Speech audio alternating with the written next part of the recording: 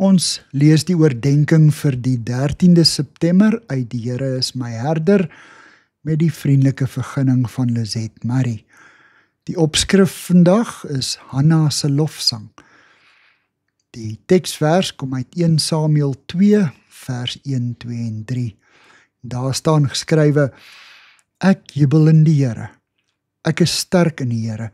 Daar's geen heilige soos die Here nie. Buiten U is daar nie een nie. Die Here is 'n God van diepe kennis. Dade word deur hom getoets. Hanna het nie in 'n enkel krisissituasie God se hulp afgesmeek nie. Haar kinderloosheid het oor jare gestrek. In haar magteloosheid het sy 'n gelofte aan God dat sy, indien hy haar 'n seun sou gee, hom aan sy diens sou toewy. God antwoord haar smeekgeroep en Samuel word gebore. Hanna vergeet nie gerieflikheidshalwe haar gelofte aan God nie.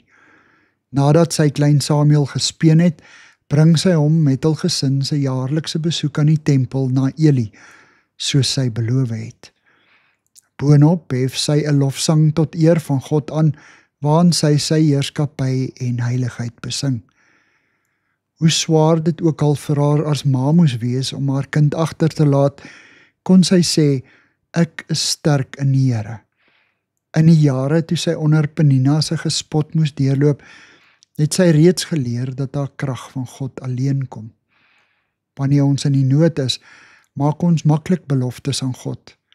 Hanna het egter geweet dat God dade toets. Sy kon die toekoms in sy sorg laat, wetende dat sy haar belofte nagekom het.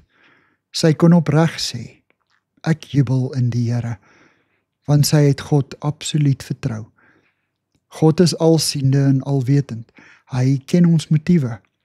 Hy ken ook reeds die uitkoms, al is dit nog nie vir ons duidelik nie. Here, help my om getrou te wees en om my geloftes aan U te betaal. Amen. Dankie vir die saamkuier. Ek deel Lizet se kontak en webblad besonderhede in die inligtingsparagraaf van hierdie voorlesing. Daar is ook skakels na voorlesings van Lizet se ander publikasies wat op hierdie platform beskikbaar is.